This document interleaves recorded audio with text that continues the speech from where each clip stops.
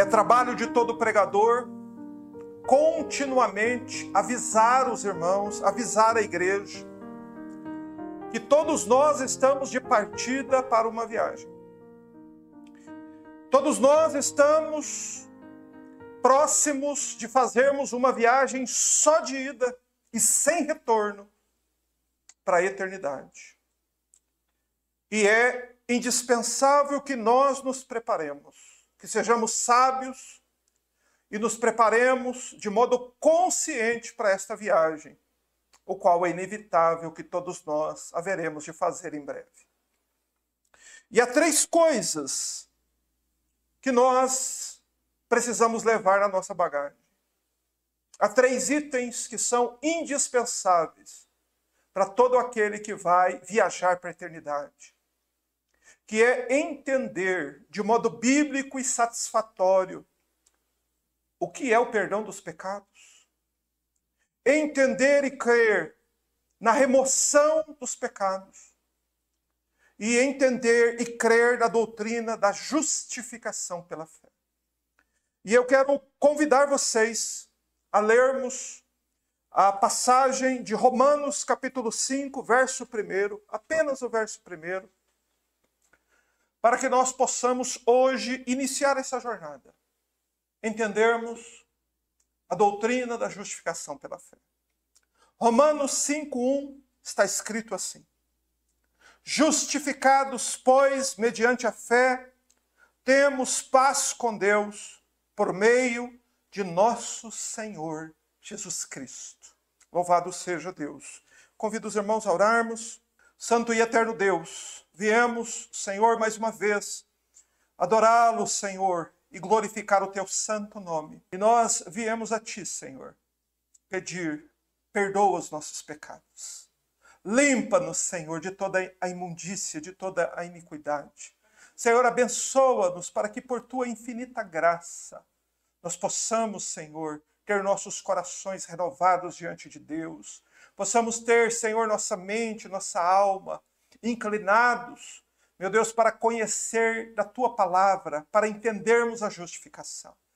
Ajuda-nos, Senhor. Concede a tua graça, abençoa cada um de nós. Glorifica teu nome, Senhor, nas nossas vidas, neste culto. Oramos em nome de Jesus. Amém. É meu dever advertir você de que você vai partir em breve para uma viagem sem volta. A passagem é só de ida para a eternidade, para uma existência sem fim. É uma viagem sem retorno. E é, portanto, indispensável que você tenha na sua bagagem, você tenha no seu coração certeza de que você foi perdoado, de que os seus pecados não estão mais em você. Certeza de que você foi justificado pela fé.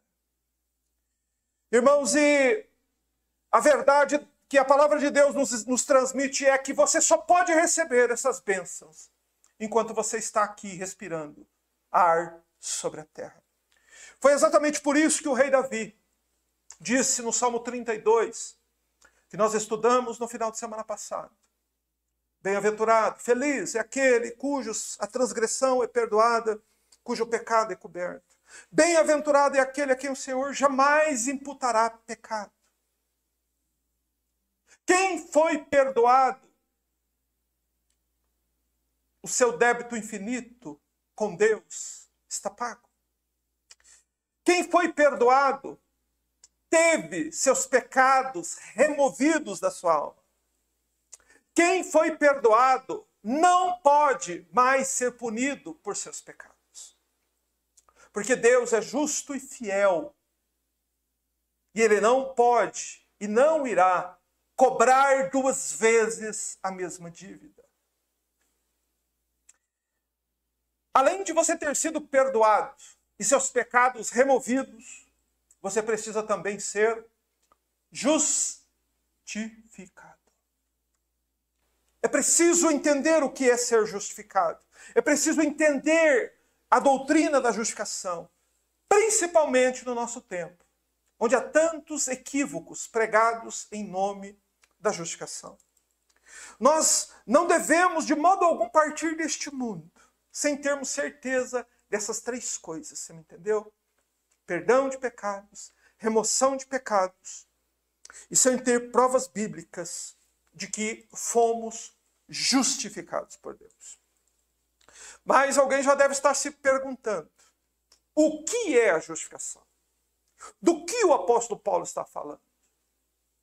A palavra justificação ou justificado significa ser declarado legalmente, perfeitamente justo pelo próprio Senhor Deus. Justificação é uma declaração que o próprio Deus faz daquela pessoa que foi perdoada e teve seus pecados removidos. Isso que Paulo está falando. Uma alma justificada perante os olhos de Deus é considerada por Deus como alguém perfeito e santo que nunca cometeu nenhum pecado. Isso é uma alma justificada. Mas por que precisa a justificação? Por que não é suficiente o perdão e a remoção dos pecados? Por que a alma precisa ser também justificada? Por causa daquilo que o céu é.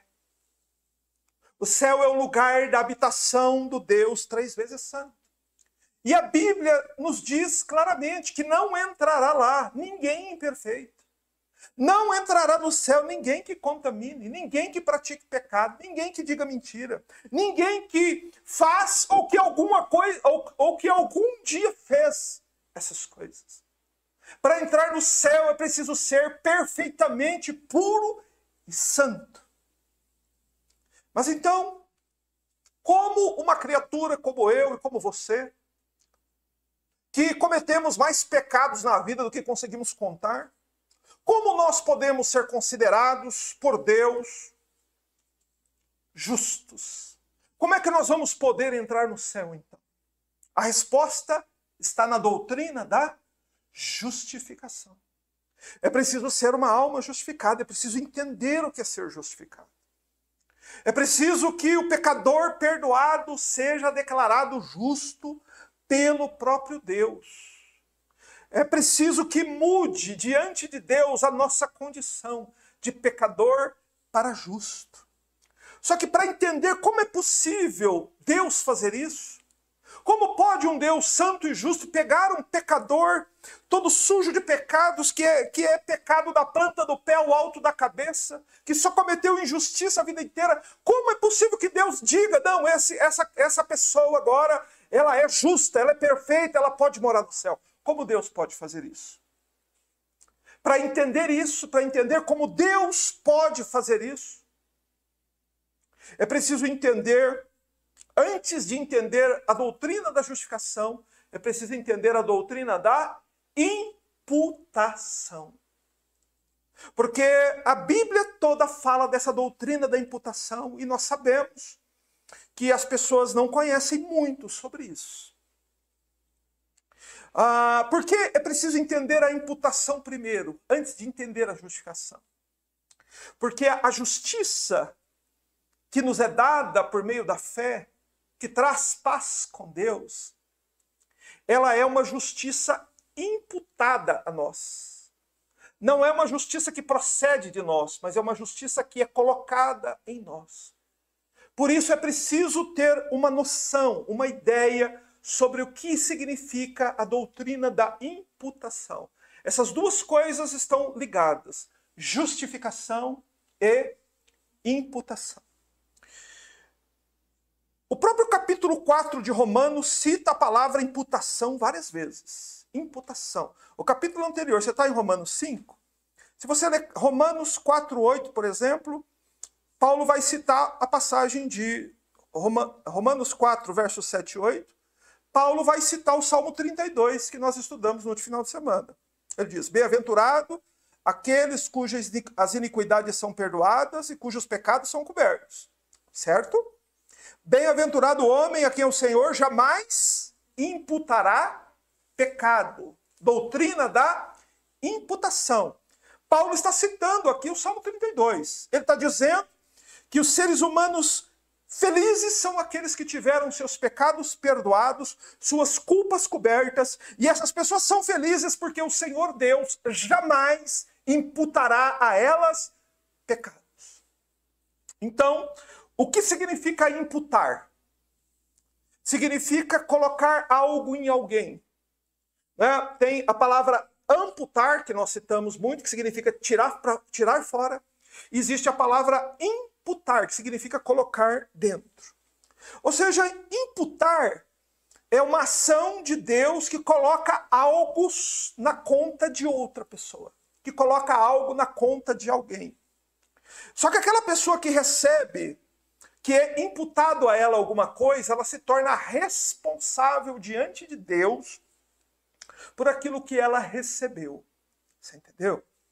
Então eu vou ilustrar isso, eu vou dizer para os irmãos, eu vou me manter aqui no momento, nesse capítulo 4 e capítulo 5 de Romanos, para mostrar para os irmãos que a Escritura afirma claramente que o pecado original, que o pecado de Adão, foi imputado por Deus a toda a humanidade. Ou seja, todos os homens recebem por imputação a mesma culpa que Adão recebe por ter pecado lá no Éden. Então abre aí, por favor, Romanos capítulo 5, versículo 18. Nós lemos Romanos 5:1 no início. Na mesma, vira a página, Romanos 5:18. Veja o que Paulo diz aí, vamos ler só o início do versículo. Ele diz assim: pois assim como por uma só ofensa veio o juízo sobre todos os homens para condenação. Uma só ofensa, um só pecado é suficiente para condenar a raça humana inteira. Eu quero que você entenda aqui o seguinte. Eu quero que você compreenda aqui, em primeiro lugar, que você tenha uma noção do quão ofensivo o pecado é a Deus. Um pecado só, cometido por um homem uma única vez, é suficiente para condenar bilhões e bilhões de descendentes dele. Você está me entendendo? Agora pensa, pecador. Você tem centenas de milhares, ou talvez milhões de pecados.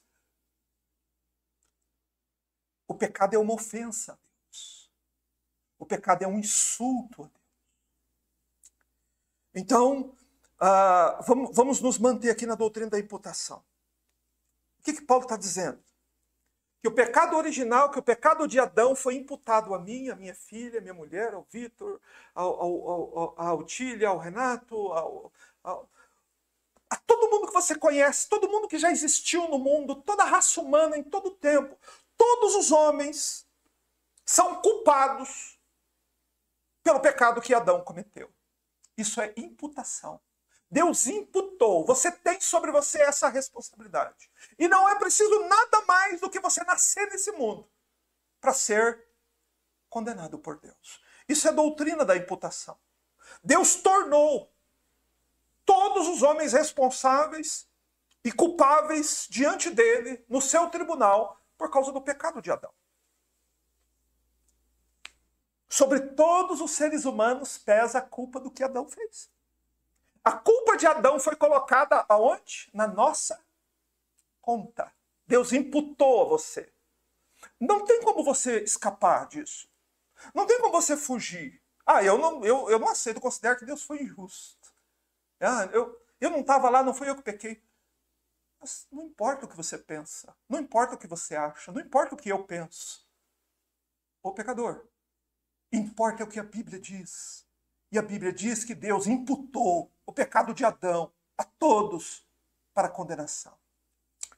Mas, agora olha um outro lado da doutrina da imputação.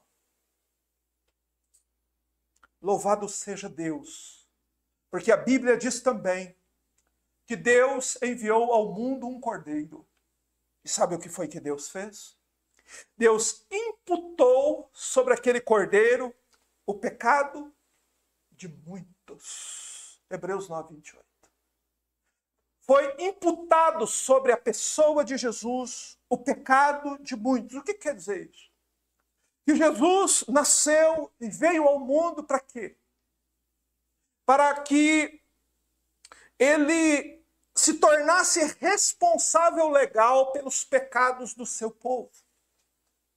Jesus nasceu aqui para quê? Para carregar os pecados do seu povo. Essa é a doutrina da imputação.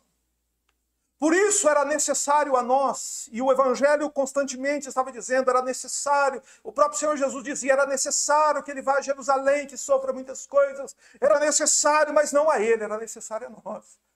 Era necessário a nós, filhos de Adão, que além da culpa do nosso primeiro pai lá no jardim, pesa sobre nós ainda centenas de milhares ou milhões de outras culpas. E nós vamos ter que nos encontrar com um Deus Santo e dar contas a ele. Então, Jesus ele veio, o Evangelho nos informa isso. Era necessário que ele sofresse, e ele sofreu. E ele sofreu da forma que sofreu, porque os pecados do seu povo foram imputados a ele. E louvado seja Deus, ele pagou os pecados do seu povo. Louvado seja Deus.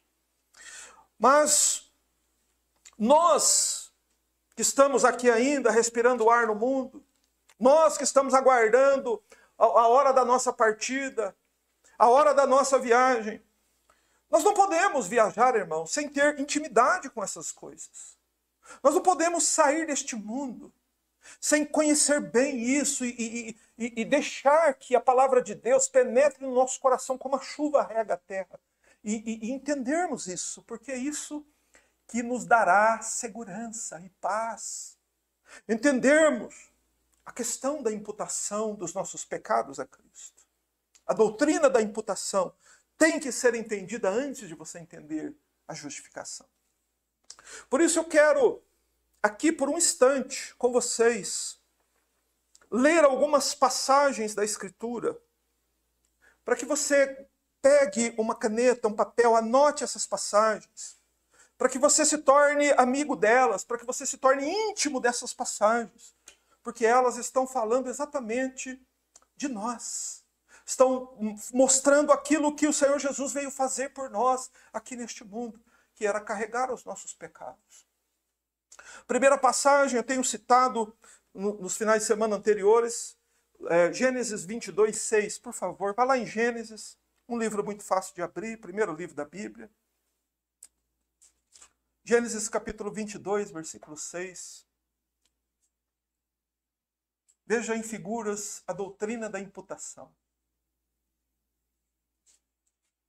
Gênesis 22, 6. E tomou Abraão a lenha do holocausto e a colocou sobre Isaque, seu filho.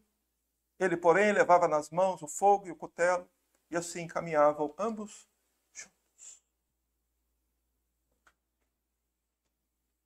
O pai e o filho caminhando para o sacrifício. Quando chega no pé do monte, o que o pai faz?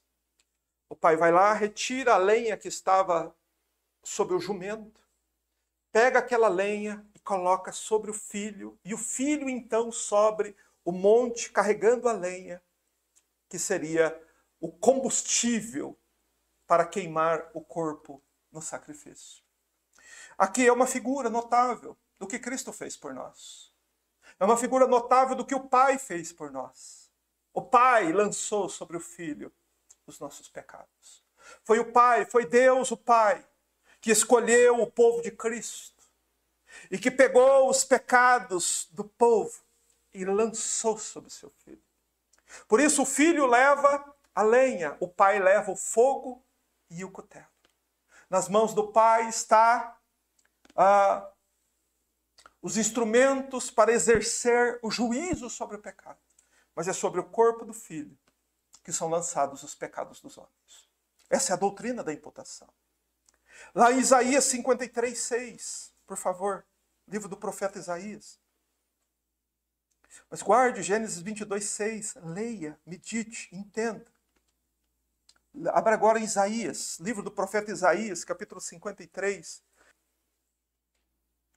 Isaías 53, eu gostaria que você decorasse. De tantas vezes que este capítulo do livro de Isaías fala sobre a doutrina da imputação. Está escrito em Isaías 53, 6 assim. Todos nós andávamos desgarrados como ovelhas, cada um se desviava pelo caminho, mas o Senhor fez cair sobre ele a iniquidade de todos nós. Mais uma vez, a Bíblia nos informa que o Senhor fez cair sobre seu filho a iniquidade de quem? Pare e pense. De quem? De todos nós. Um erro muito comum é as pessoas lerem a Bíblia achando que ela não está falando dela. A Bíblia está falando exatamente de você, de mim. Deus fez cair sobre Jesus o pecado meu, seu. Você está ouvindo o Evangelho? Você tem recebido luz, entendimento para compreender essas coisas? Então foi o seu pecado que Deus lançou sobre Jesus. O Senhor fez cair sobre ele a iniquidade de todos nós, de todo o povo de Cristo. Milhões e milhões de almas foram salvas pelo sacrifício do Senhor na cruz. Por quê? Como? Deus colocou sobre Jesus os nossos pecados. Deus lançou sobre Cristo a culpa que era nossa. Deus lançou, creditou na conta de Cristo o débito que era nosso. E Ele pagou tudo perfeitamente, inteiramente. Você entende? Se torne íntimo dessas palavras. Vá a Isaías 53, 11 agora, no mesmo capítulo. É dito, e ele verá o fruto do trabalho da sua alma, e ficará satisfeito com o seu conhecimento. O meu servo, o justo, justificará muitos, porque as iniquidades deles levará sobre si. Isaías não está falando da obra que Jesus Cristo realizou na cruz. Ele cita, chama Jesus de servo o justo. Exatamente por causa do caráter perfeito de Cristo. Ele, por ser justo, pode justificar a muitos. Por que ele pode justificar a muitos? Porque a Bíblia diz que ele morreu pelos pecados de muitos. E a Bíblia nos dá a razão porque ele pode justificar o pecador. Porque ele mesmo levou sobre ele a iniquidade. Porque as iniquidades deles levará sobre si. Ou seja, todo aquele que foi justificado foi também perdoado e teve suas culpas tiradas dele e lançadas sobre Cristo. Doutrina da imputação. Você está me entendendo? Os irmãos estão, acredito que compreendendo até aqui, tenho caminhado devagar, porque eu sei que até essa questão da imputação é algo novo para alguns irmãos que nos ouvem. Porém, é disso que a Bíblia toda vem falando. Deus colocou na conta de outros nossos pecados. Mas primeiro, o que aconteceu? Deus colocou na nossa conta o pecado de outro também. Ok? E depois enviou seu filho para quê? Para lançar sobre o filho os nossos pecados. Então Deus é inteiramente perfeito e justo em tudo que ele faz. Quem vai poder dizer que Deus foi injusto? Ninguém. Deus imputou os pecados de Adão a todos os homens. Depois Deus vai lá e imputa o pecado dos homens a seu filho e sacrifica seu filho. Por isso também tenho citado continuamente 1 Pedro 2,24. Em que Pedro diz, carregando ele mesmo em seu corpo sobre o madeiro os nossos pecados. Doutrina da imputação. Então que isso fique bem enraizado em nós, que você perceba que a Bíblia vem falando disso continuamente, que o capítulo 3, 4 e 5 de Romanos falam sobre isso, que Jesus Cristo veio ao mundo e foi feito responsável legal pelos pecados de muitos. Por isso, Jesus Cristo vem e sofre o castigo que os pecados mereciam. Então, o que acontece quando Cristo sofre na cruz pelos pecados dos homens e morre? O que acontece com aqueles às quais Jesus morreu por eles? Jesus liberta-os para sempre de qualquer possibilidade de condenação. É o que diz Romanos 8:1. Romanos 8:1 diz que não há, desde agora, não há mais condenação. Para quem? Para aqueles que vão na igreja? Não. Para aqueles que foram batizados? Não. Para aquele que toma ceia? Não. Para aquele que frequenta? Não. Para aqueles que estão em Cristo. Foram a Cristo e estão unidos a Cristo. Qual é o elo de ligação? O que une um pecador a Jesus? A fé e a fé somente. Ok? Então, a Bíblia está nos informando disso. A Bíblia está informando a gente a respeito dessas coisas.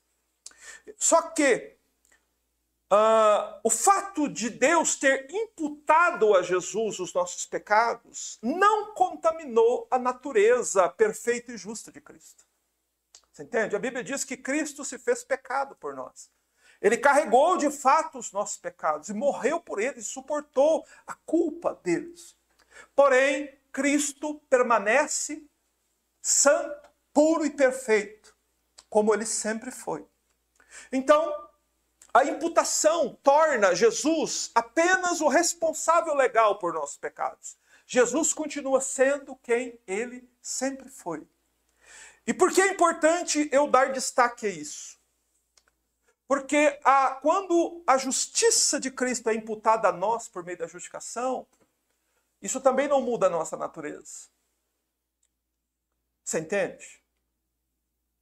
Quando o pecador é perdoado, seus pecados são tirados dele e ele é justificado, o que ele continua sendo na terra?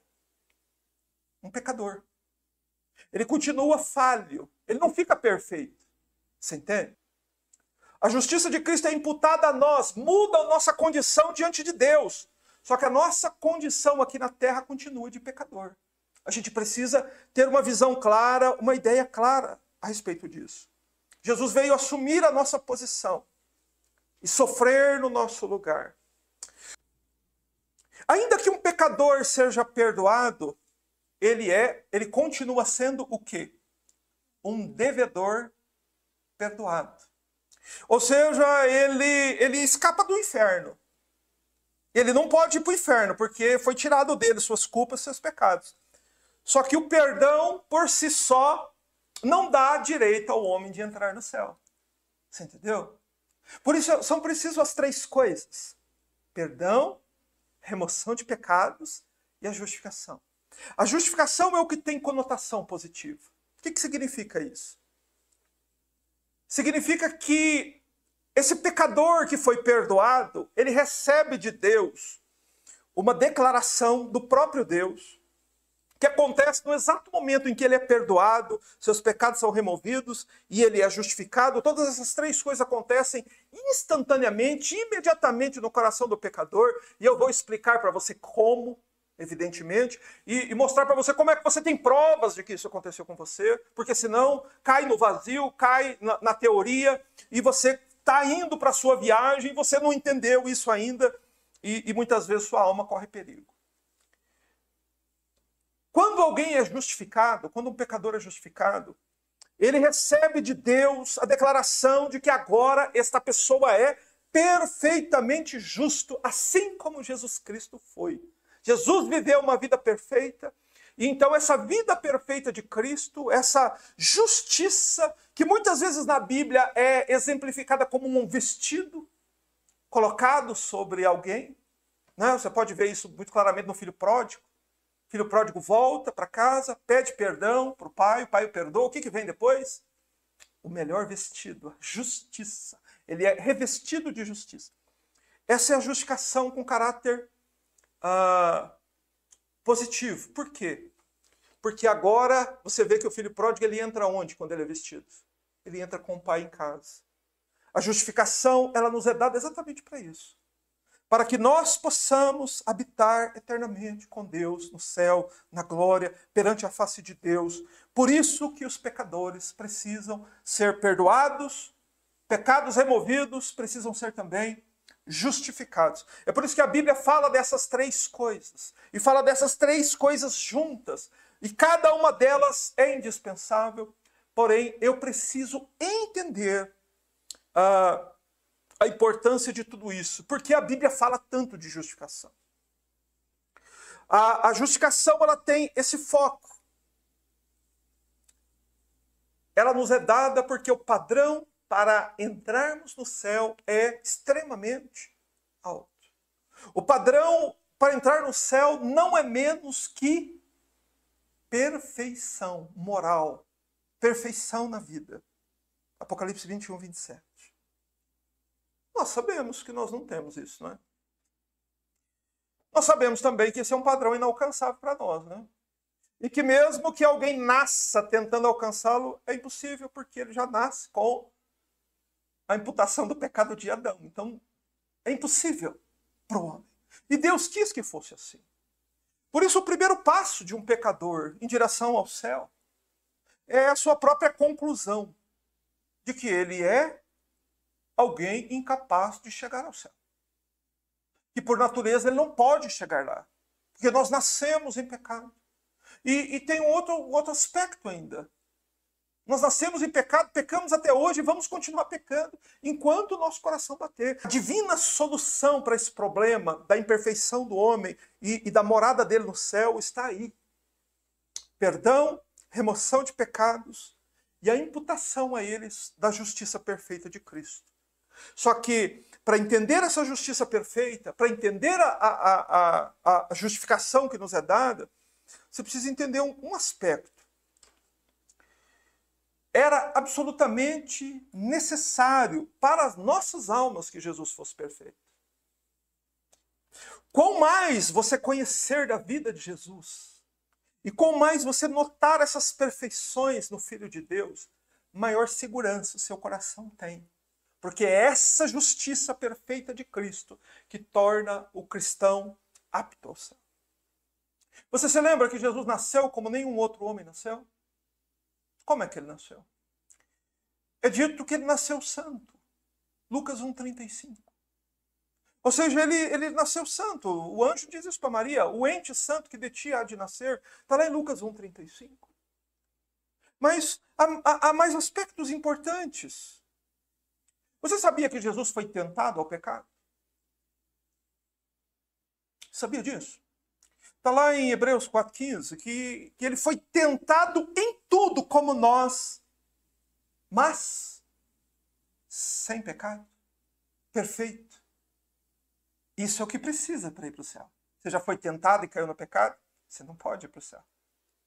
Você precisa ser justificado para ir para o céu. Você precisa receber essa justiça perfeita. Você lembra que Isaías 53 diz que ele foi colocado na sepultura com os ímpios e na sua morte, ainda que nunca cometeu injustiça, nem na sua boca achou engano? A Bíblia dá testemunho farto das perfeições de Jesus. Lá na iminência da sua morte na cruz, nós vemos o testemunho. Os 4 juízes que o julgaram, ninguém encontrou falha nele. Convocaram a nação inteira para dar testemunho contra ele e não acharam nenhuma falha nele. Para pensar. Você já pensou se saiu uma reportagem na TV que você vai ser julgado e que todas as pessoas que te conhecem devem ir lá para dar testemunho sobre como você foi?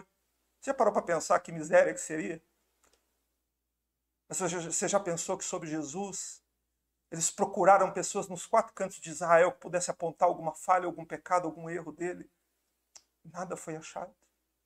Você sabe que isso é indispensável para a sua alma? Que tinha que ser assim por causa de nós, por causa dos nossos pecados. Porque é isso que é necessário para que a gente vá para o céu. O que Deus nos deu, irmãos, foi um cordeiro perfeito. O que Deus enviou do céu para carregar os nossos pecados não tinha mácula, não tinha ruga, não tinha mancha.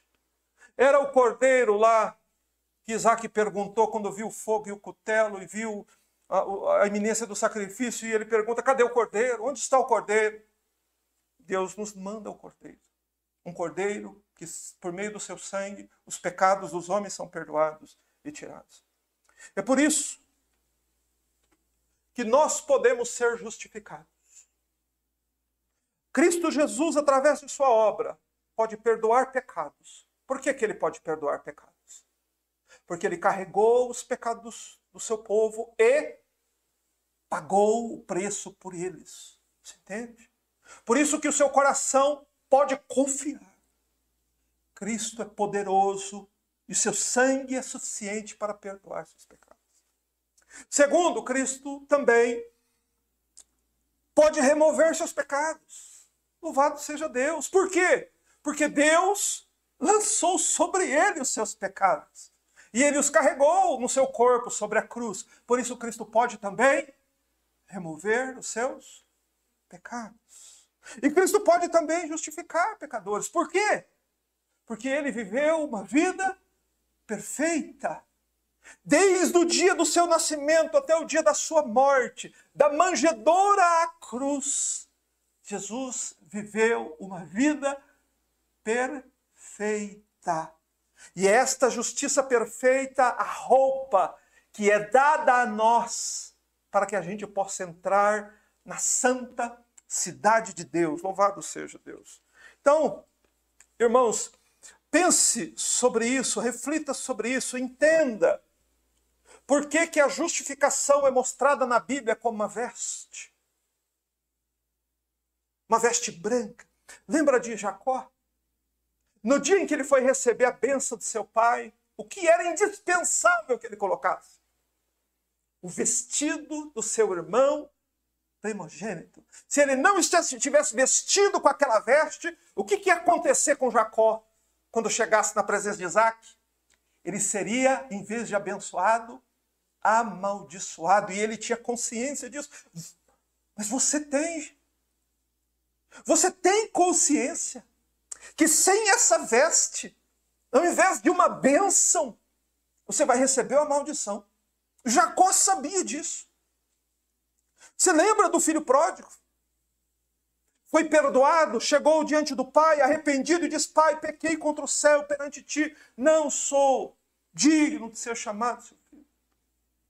O que o pai faz? O pai manda matar o cordeiro cevado e dar uma veste para o filho. Perdão de pecados e justificação. Louvado seja Deus, a Bíblia está falando disso toda hora. Você vai para Apocalipse 7 e vê lá uma visão da igreja na glória. Qual é a visão da igreja? Como é que a igreja é vista? Como é que o povo de Cristo é visto? Um povo vestido de vestes brancas. E é feita uma pergunta: quem são esses e de onde vieram? E é dito: estes são os que vieram da grande tribulação e lavaram as suas vestes no sangue do Cordeiro. Ou seja, eles não foram salvos porque passaram tribulação, não. Eles foram salvos, estavam no céu por quê? Foram perdoados, lavados com sangue, foram justificados, estavam então na presença de Deus.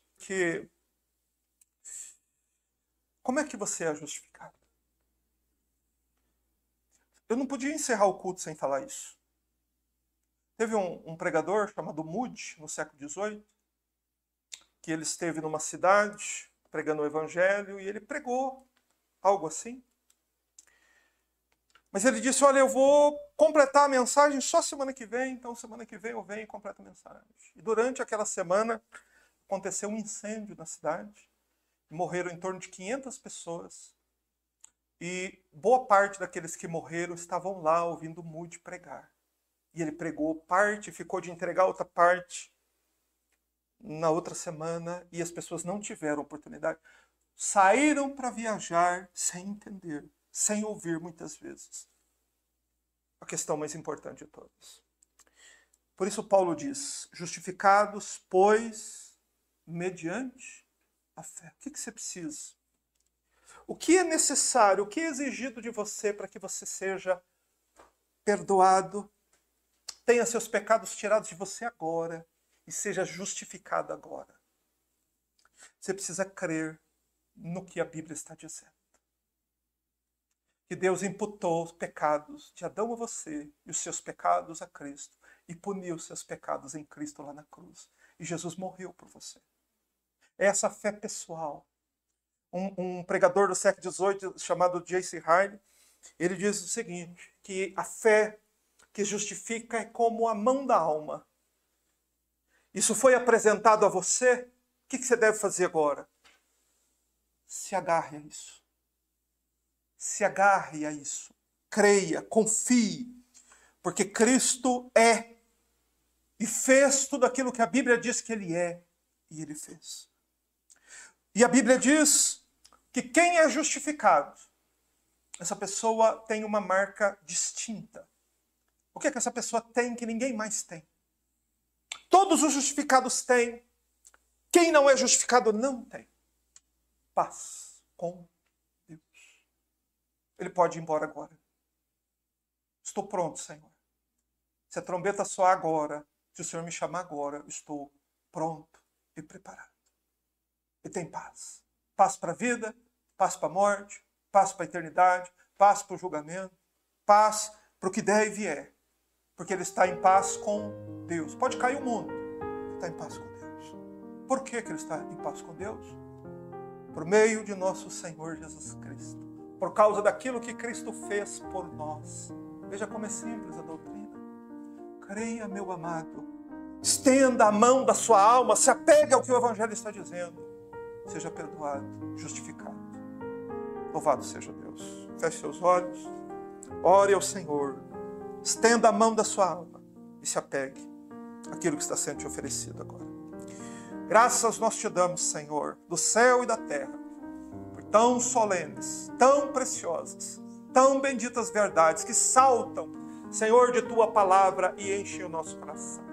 Te louvamos, Senhor, pois sabemos, meu Deus, que nós nada merecemos de ti, senão ira, senão tua cólera, senão tua indignação. Senhor, pois se por causa de um pecado de um homem, Senhor, tu te ofendeste de tal forma. Senhor, penso em quanto eu mesmo ofendi o Senhor. Quanta paciência, Senhor. Quanta misericórdia, Senhor. Em poupar-me, ó Deus, todas as vezes que pequei. Senhor, para que hoje eu venha aqui e pregue estas coisas a estas almas. Senhor, oro para que estas almas se agarrem à salvação. Que o Senhor lhes abra os olhos enquanto há tempo. Que o Senhor lhes prepare o coração para esta viagem, Senhor. Concedendo perdão, remoção de pecados, justificação. Senhor, mas sabemos que ninguém receberá isso, se não se agarrar firmemente e ser então transformado por esta fé bendita e salvadora. Concede graça, Senhor, para que esta fé transborde nos corações. Nos abençoe e nos guarde. Assim nós te louvamos e glorificamos teu santo nome. Em nome de Jesus. Amém.